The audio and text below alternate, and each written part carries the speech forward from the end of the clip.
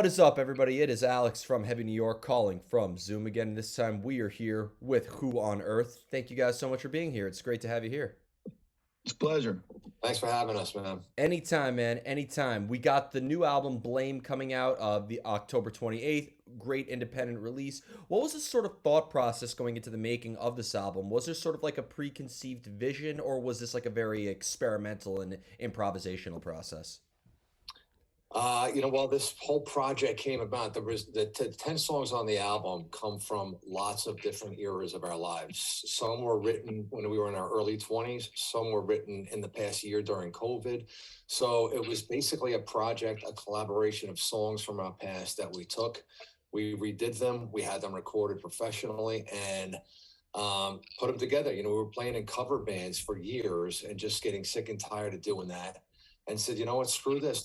Let's take a shot and bring some of our own songs out into the light and go out with it. And then what happened was we found that throughout a lot of the songs, this whole concept of blame, and there was a lot of shit to blame on other people, blame on ourselves. And it was just like with all the madness of the last few years, it kind of culminated into this almost theme of blame.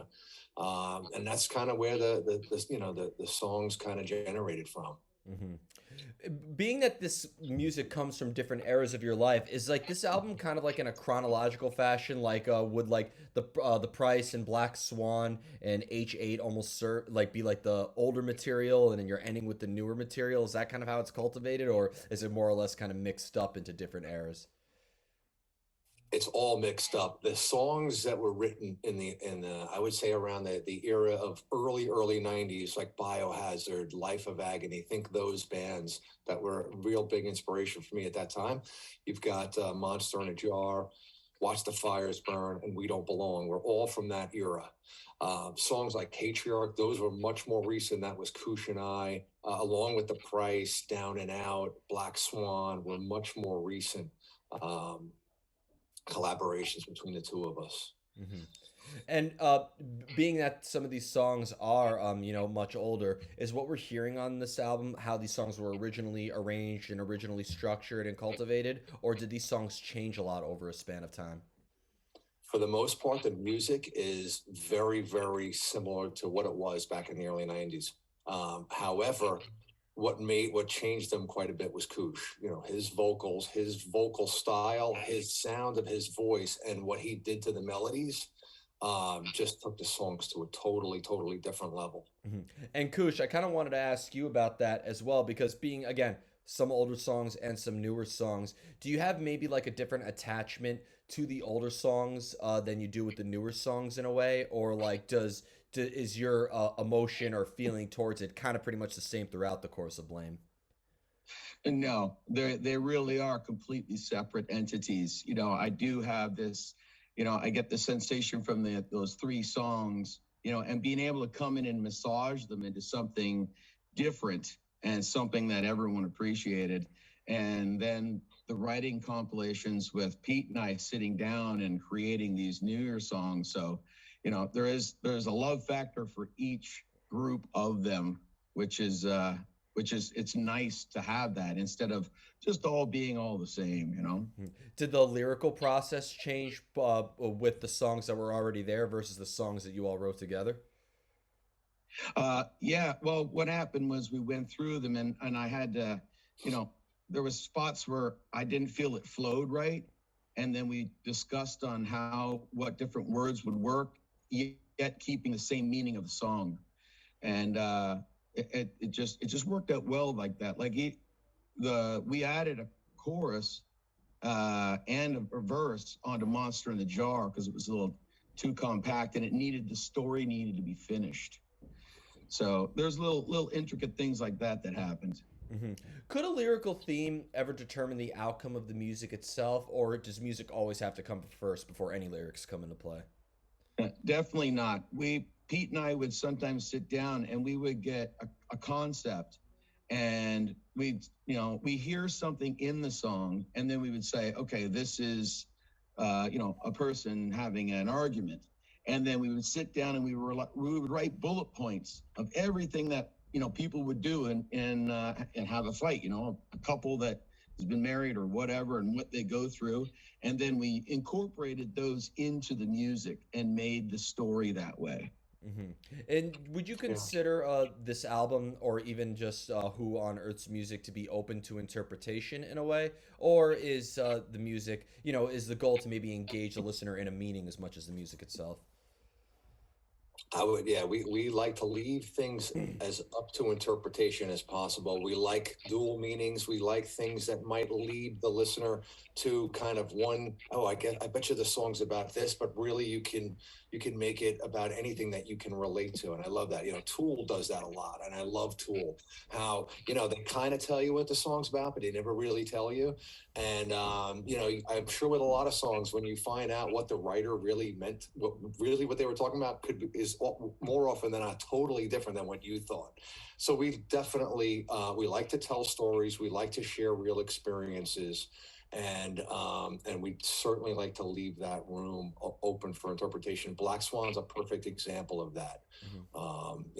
What the hell are they talking about? You kind of have a sense, but you can relate it. And Unbeaten is a song that we think is going to do really well when we put it out. It's a song about overcoming things in your life, and who can't relate to that? Um, we've gotten such good feedback on that, so we're really excited that everyone will be able to relate to that one. Hmm. So we definitely feel that the songs have to mean something. We want to be saying something, and we're music listeners our whole lives, and that we're writing from that perspective, and that's what we truly get enjoyment out of. The music's got to be there, but we got to tell a story. And Pete, you led me perfectly into the next question. Actually, I kind of the next two questions are actually for you. First off, with Kush coming on board and having a new vocalist, did that maybe create new opportunities and new ideas instrumentally for the album as well? Absolutely. It just gave us such a wider playing field for me.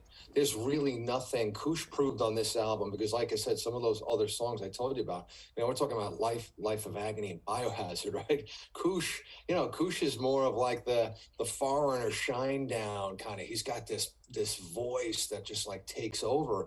And he was able to take those songs and make them his own. So I can write any kind of music. Well, we've already started working on songs for the next album, believe it or not.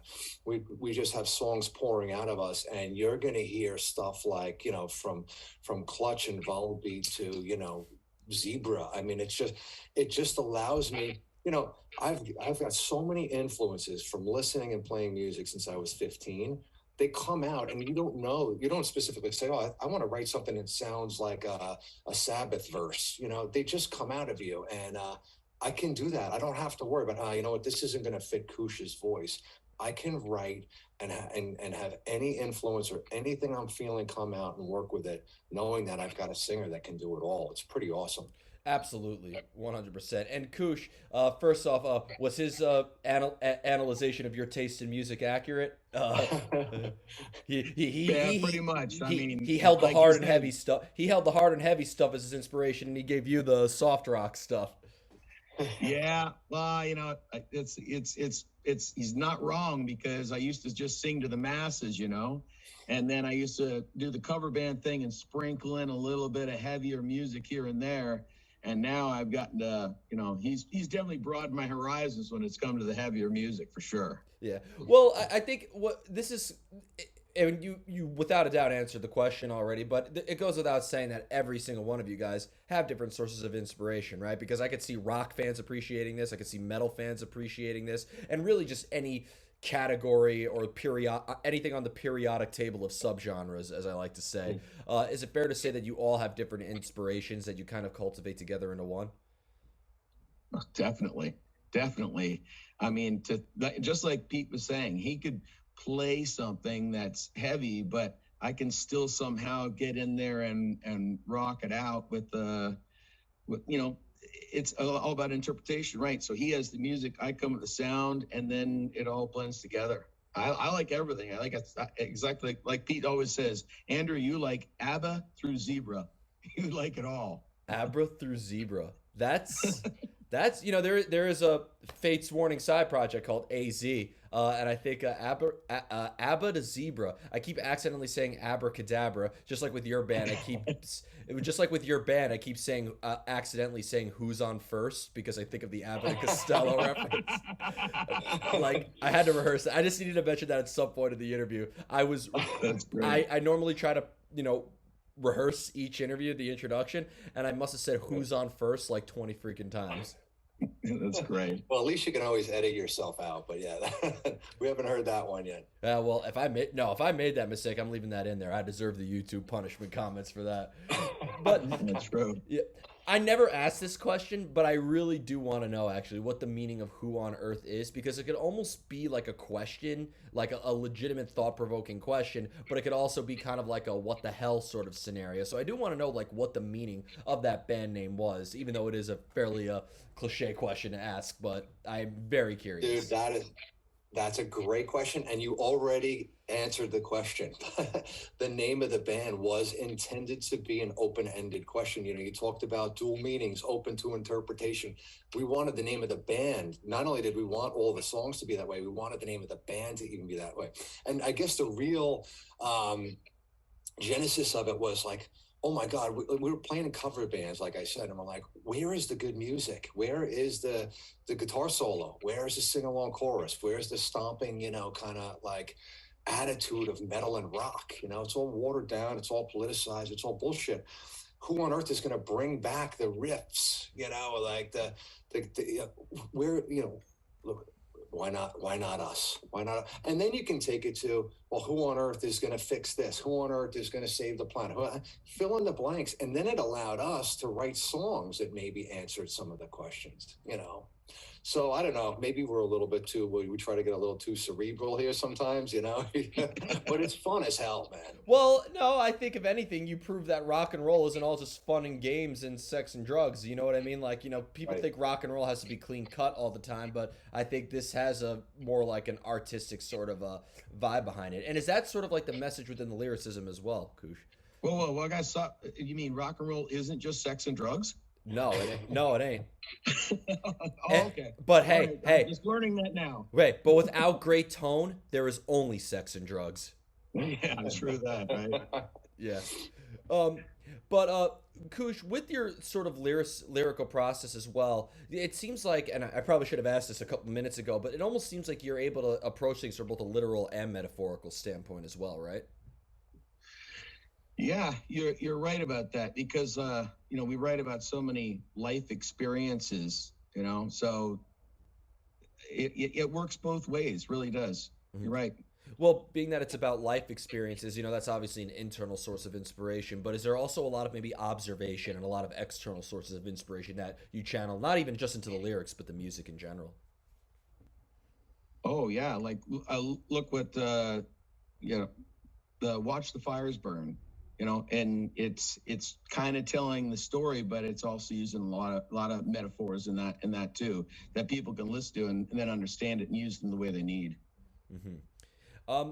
And when it comes to getting this sort of inspiration and stuff, is it maybe easier to come up with ideas musically when you're all in the company of of each other, or isolation being such a great fuel for creativity? It's maybe better if you guys are kind of like more alone in your own element when cultivating ideas. We're together. When Pete and I get together, there's some real synergy that happens there. We bounce things off each other, and it's cool because we'll almost get goosebumps when we create something, and we'll be kind of stumped, and then all of a sudden something just comes out because we just start throwing everything at the wall, and then all of a sudden something sticks, and we're like, yeah, that's the one, yeah. Mm-hmm. Yeah, there's a lot of magic there. When you're trying to write stuff, you realize the importance of words and how even a word has its own rhythm and melody to it. You picking the right word, getting stuck on a word. He might come up with melodies. I might come up with music, and it's when we get together and we put them all together, where that's the process. That's where the magic happens. And I don't know where it comes from, but it just happens. Mm-hmm. It's pretty cool. Is it better? This is like the new question I like to ask bands now, because do you think it's better if everybody is on the same page or in the same frame of mind when writing songs together, or even playing live for that matter? or it could maybe everybody being in their own little world maybe actually help bring different elements to the table, as you guys mentioned with your different sources of inspiration? I would say live, we want everybody on the same page, and when we're live, it's like who's in front of us, who, and how are we jiving, and the energy, what kind of energy, our collective energy needs to be there together as one, and it needs to emanate from that stage and hopefully hit every single person that's watching us, whether there's two people there or 200 or 2,000. In the creative process, I like to come up with a lot of ideas and music and working titles for songs and present them to Koosh. Sometimes I'll be riding, I ride a lot of motorcycles, and that's where I get a lot of inspiration. Sometimes I'll hear a melody or whatever, and I'll hum it into my phone. He'll do the same. We'll swap them with each other, and then we'll start working on things from afar, or I'll send him just music for him to start humming along to. And then comes the getting together process. So it's kind of a combination of what you just outlined, individual, introspective type of things, and then bringing them together. We call it the lab. Let's bring it into the lab, whether that be just Kush and I or jamming in the basement, usually at my house with everybody, hashing out ideas. And that's when the cool shit really happens. Is there maybe... I'm going to say, give me a minute. The one great thing, too, is that even though we're all doing our parts, what happens is that we have no problem with someone in the band saying to each other, well, maybe try this. And you'll go, oh yeah, gotta just put one extra note in there, or, try to make the tone a little longer, stuff like that is great. There's, all creative abilities are available and put on the table. That 100%. It seems like the sky is the limit. I could tell that within your music. Is there, though, at all maybe a similar energy that you channel into your live presence as you do when you're songwriting, or do you consider playing live and songwriting two completely separate entities? I think they're two separate entities. I feel like I'm learning about the songs and feeling the songs in a different way when I'm playing them live than when we recorded them and wrote them, and seeing the reaction of people and watching somebody maybe hum along. We just did a show recently, and I knew a lot of the people that had never even heard Black Swan, but by the time we got to the second chorus, I saw them singing it. And I was like, this is awesome. Like, I don't even care what it's about at this point. I'm just so psyched that people are getting to it. And they had that stomp. And I'm like, this is what it's about. Mm-hmm. Do you almost feel like you have to practice crowd interaction or stage presence as much as you have to practice the material itself? I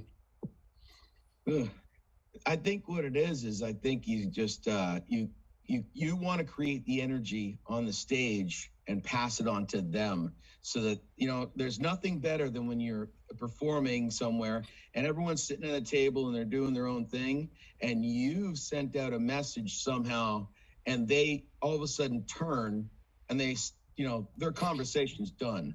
They now want to watch you and watch the performance. They're engaged in everything. So the music is one part, but also the energy that we have, that we put out to them. Now it's a performance. Mm-hmm. Yeah, there's a different, like a live live and an album I almost consider separate arts. Like I think we experience them for different reasons in a way. Yeah. I get it. It's going to take, the experience of playing live is something, as it evolves. It's live, so there's no do-overs. There's no, you learn on how to jive together and feed off each other and compensate for each other sometimes, if need be.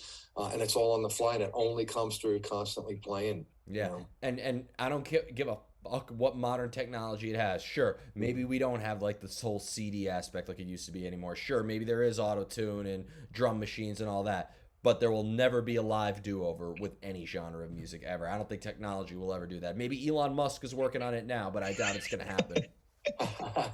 We'll never use it if it does come, that's for sure. Nah. Fair enough. And the final question I wanted to ask is the most difficult question of all. I want you both to answer this. I saved the best for last. How do you know when a song is done? Ooh, damn. Go ahead, Koosh. I have a great answer. You know what? You think about it. Let me go first, Alex. Yeah, you go first. How do you know when a song is done? we've had all of the songs on the album were done like 10 times, and then we were done with them, and then we brought them to Mike Orlando, who's our producer. He's a guitarist from Adrenaline Mom, and good friend of ours, actually, like a Great guy. fifth band member for us, mentor, you name it. I mean, phenomenal guy, phenomenal talent, phenomenal friend. And when we brought the songs to him, and then we go over them, when we lay down the tracks, we lay down the lead vocals, and then, you know what, I'm hearing this, so you know what, I'm hearing that. And every time we layered things on the song, we just kept finding that the song changed. It got better and it took a different direction.